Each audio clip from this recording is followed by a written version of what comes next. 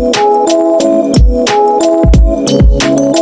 morning, Irish Panahon. I'm Grace Alvarez, and I will be your nurse for today. How would you like me to address you? You could call me Rich. Rich is a nice name. May I know, Rich, what brings you to the hospital for today?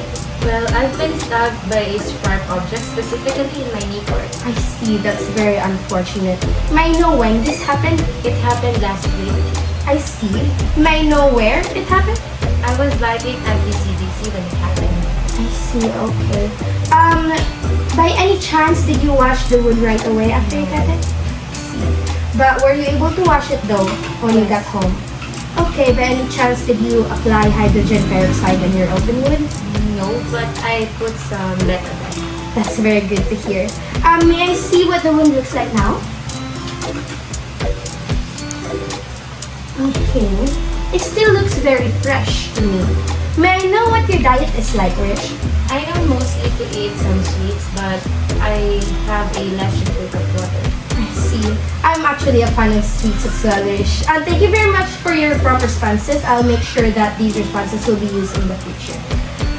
So I have diagnosed my patient as having a risk for infectious disease relating to the itchiness in the wound surrounding of the wound area, and also I have diagnosed my patient as having slow healing of the wound relating to the dietary intake as manifested by the freshness of the wound despite already been a week already. Now that we are done with the assessment part, we are going to go ahead with planning. And the planning is that we have to prepare our equipments, our liquid soap, and our tissue, and the sink as well. So that rationale for that is so that we can minimize the time. And now that we are done with the planning part, we are going to go to the implementation. And part of the implementation is to state the purpose to the client or to the patient of why we need to do hand washing.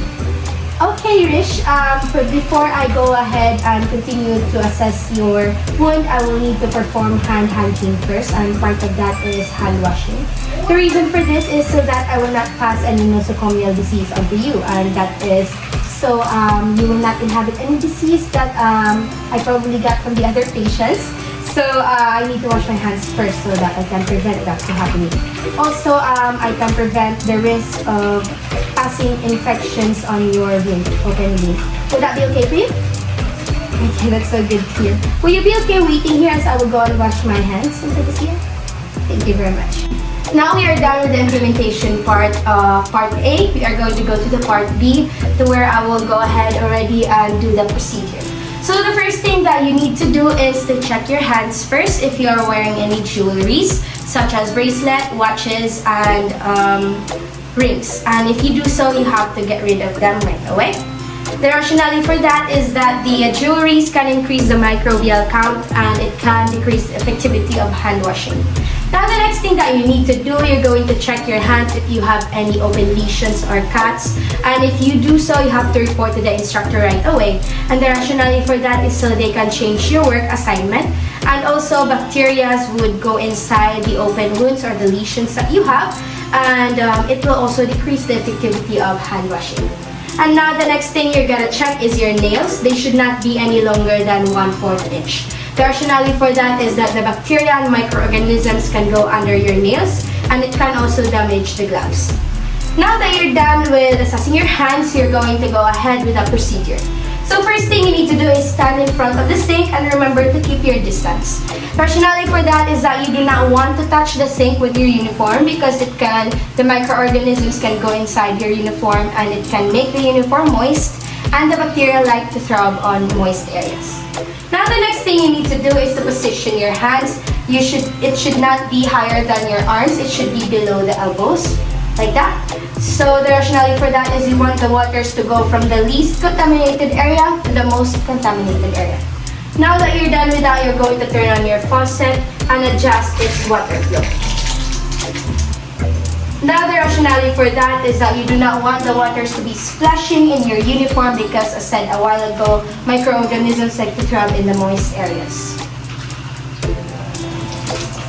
Now that you're done with that procedure, you're gonna check the temperature of the water. Warm water is preferable because it can remove microorganisms better than cold and hot water. Also, cold and hot water can cause damage to your skin. Now the next thing you need to do is to wet your hands Make sure the water gets in all parts. And now you're going to pump the soap into your hands. At least 4 to 5 ml. And now you're going to create bubbles. The more bubbles there will be is the better, and rationale for that is that it can kill microorganisms better if you have more bubbles in your hands. Now the next thing you need to do is to rub your palms together, interlacing your fingers. Rationale for that is so you can get the hidden bacteria or microorganisms that trap under the hidden parts of your hands. And now that you're done with that, you can go ahead and interlace your fingers and rub it on top of your palms. So you can also get the hidden microorganisms that are thriving in the hidden parts of your hands, such as in the middle of your fingers. You can do this process for about 20 seconds. Next thing you need to do is to rub your hands on top, your palms on top of your hands, interlacing your fingers as well, making sure that you cover all of your hands with the soap. Now the next procedure is to rub your fingers, and we're going to start off with the thumbs. You're gonna do it in a circular motion. The rationale for that is so you can make sure that all the microorganisms that contaminated those parts of your hands are also removed. Now the next procedure is to rub your fingertips in a circular motion as well as your knuckles onto your palms so that it can remove the bacteria and soils that are trapped under your fingernails.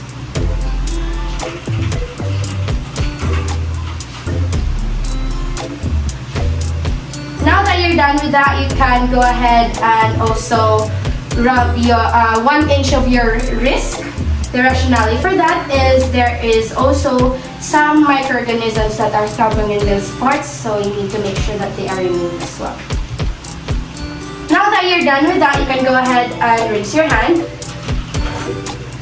Make sure that you do not rinse your hand together. Rinse them one by one, because if you rub them together, they will get infected again or contaminate each other again. So usually this process takes 10 seconds on each hand, but the longer you do it, the better, so you can remove the microorganisms more effectively. Now that you are done rinsing your hands, you're going to go ahead and get a tissue that is already prepared, and make sure that you do not touch the area of the tissue because there might be microorganisms in there. So you're gonna get one and you're going to pat it on your fingers and hand. If that is not enough, you're gonna get another one. Make sure that you pat it and not rub it. So rationale for that is that you don't damage your skin. When you're done with that, you can go ahead and throw this in the trash can that is prepared over here as well. Now you're going to pat on the other hand, same thing.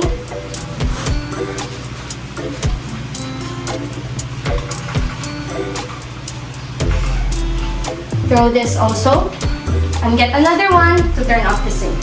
You do not want to touch the sink with your clean hands already, or else you will need to repeat the whole procedure again. And that is all on how to perform hand washing. It's my life.